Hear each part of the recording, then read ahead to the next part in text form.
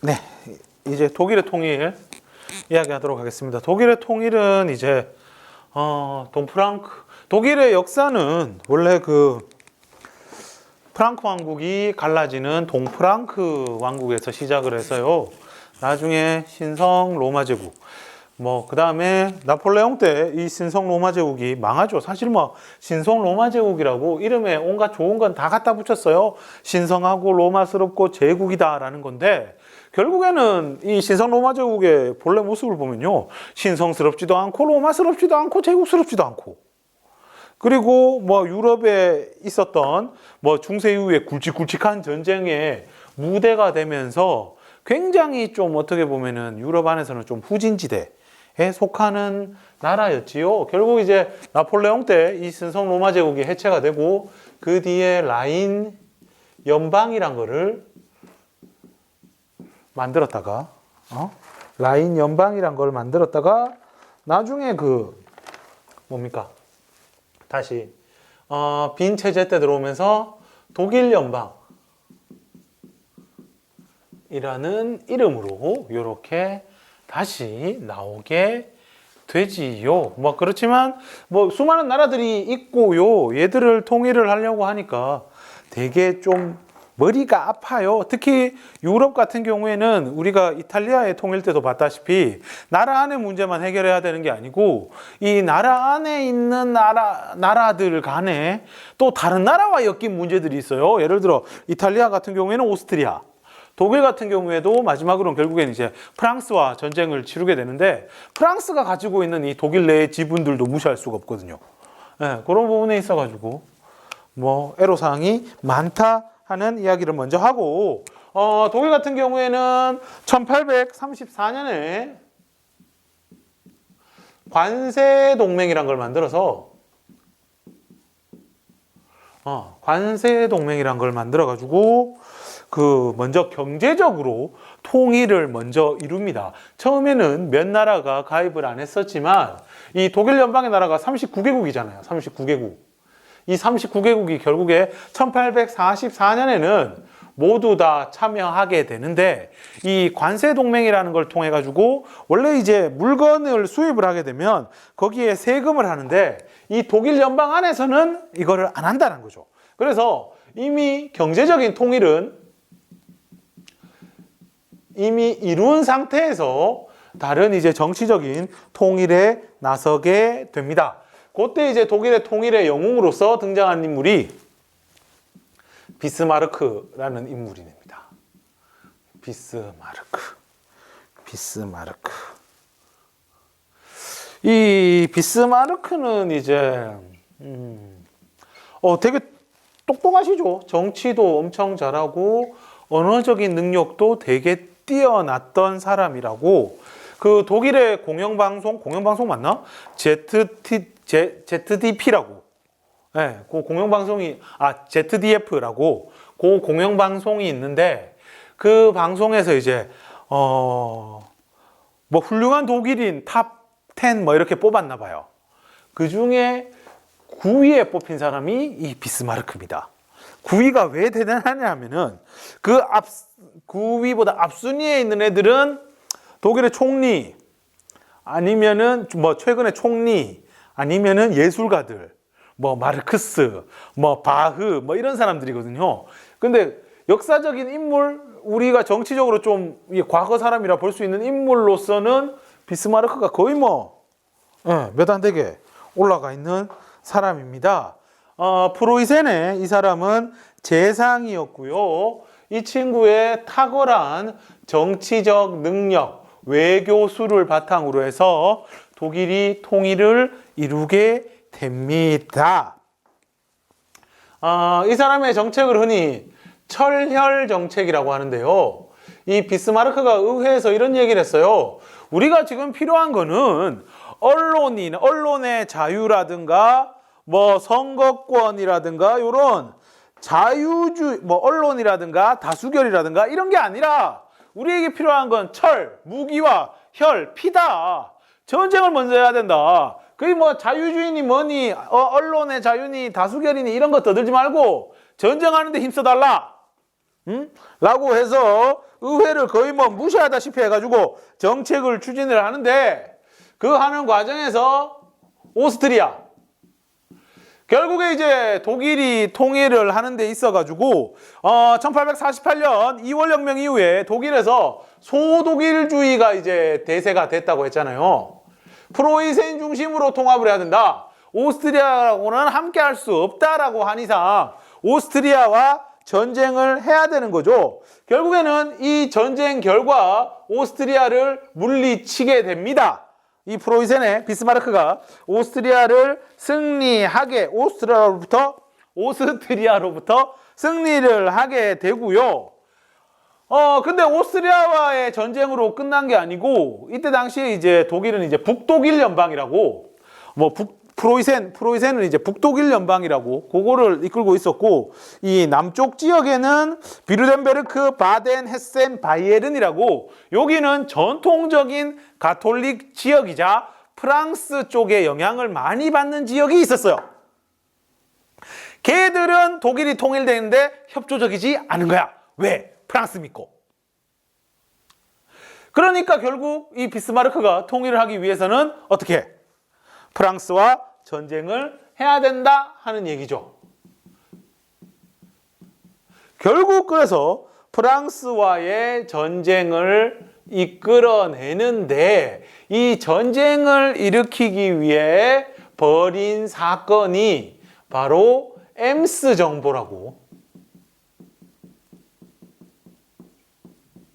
뭐 독일은 앞으로도 보면은 이 정보와 관련된 사건들이 좀 많아요.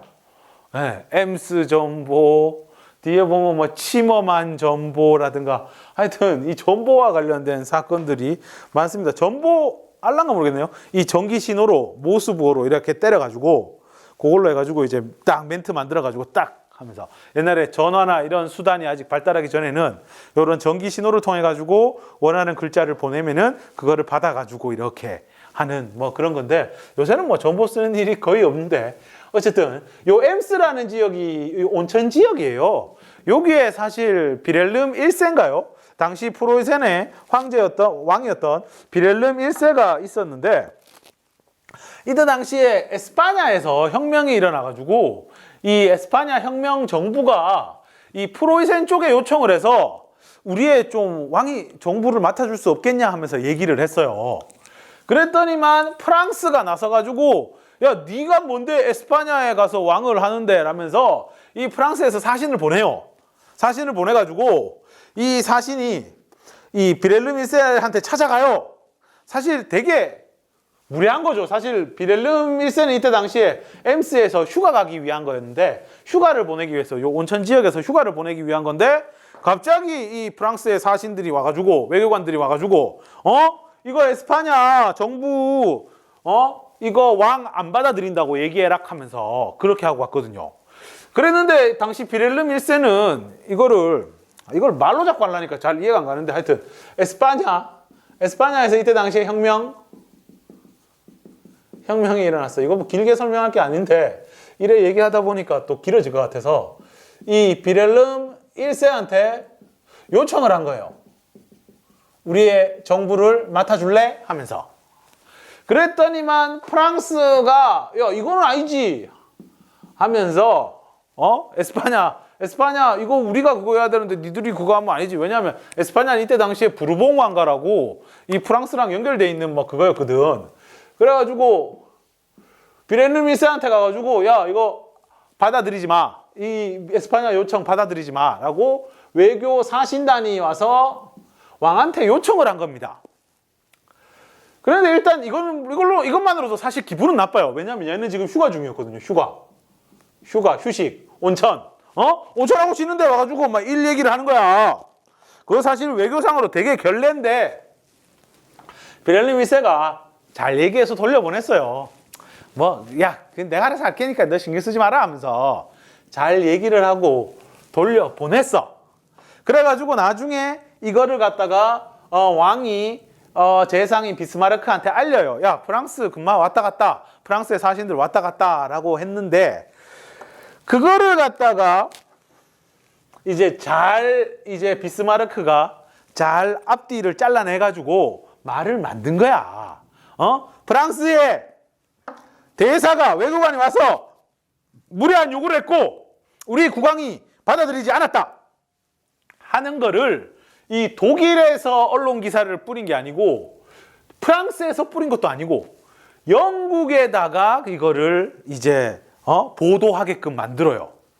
그랬더니만 이거를 보고 독일은 독일대로 우리의 왕이 모욕을 당했다라고 하는 거고 프랑스에서는 또 이게 번역이 되는 과정에서 뭔가 잘못해가지고 야 우리의 사실을 왜 네가 안 맞나?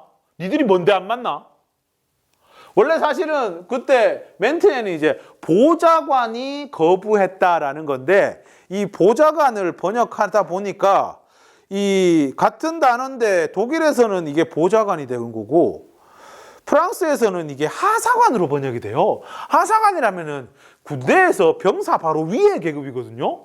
근데 어디 하사관이 우리의 프랑스 대사를 갖다가 그렇게 쫓아내고 이거 완전 결례다 하면서 그 프랑스에서 오히려 더 들끓어요. 그래가지고 이때 당시에 프랑스의 황제가 나폴레옹 3세였는데 이 나폴레옹 3세는 별로 싸우고 싶은 생각이 없었는데 어에어에 하다가 등 떠밀려가지고 프로이센과 전쟁을 벌이게 됩니다. 그랬는데 결국에 이 나폴레옹 3세가 전쟁에 나갔다가 프로이센의 포로로 잡히게 되고요. 결국 요 전쟁에서 승리를 하게 됩니다.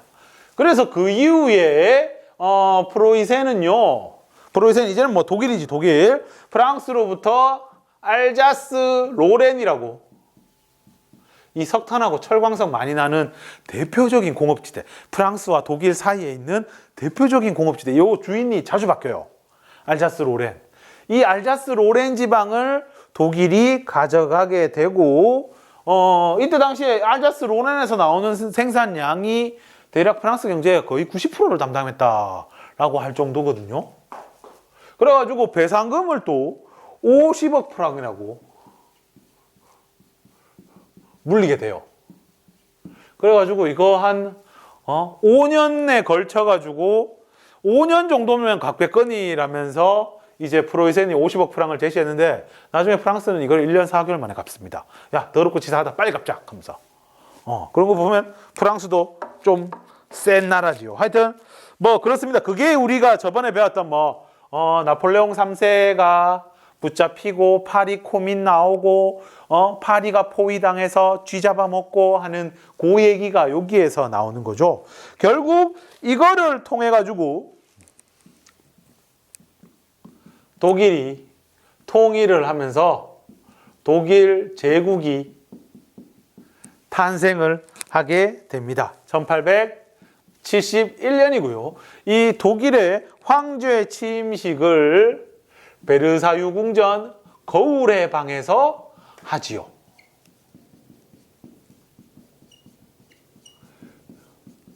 이게 이제 프랑스 입장에서는 굴욕이죠. 자기 나라 궁전에서 독일의 황제 즉위식을 한 거야. 이거는 이제 입헌군주제입니다. 입헌군주제. 나중에 그래서 프랑스는 이거를 잘 기억해 놨다가 그대로 돌려줍니다. 나중에 1차 세계대전이 끝나고 1차 대전 항복 조인식을 요 베르사유 궁전에서 하면서 독일한테 그대로 돌려주게 됩니다. 하여튼 이 비스마르크가 거의 독일, 통일된 독일을 만든 사람이죠. 그래가지고 이 친구가 보면 진짜 피도 눈물도 없고 되게 어떻게 보면은 좀 교활한 구석도 있고 좀 그렇긴 한데 실제로 보면 이 사람이 개도 좋아하고 눈물도 많고 그랬대요. 그래가지고 이 비스마르크가 이제 이 사람이 개를 좋아해가지고 그 큰 개가 있어요. 그레이트 데인인가?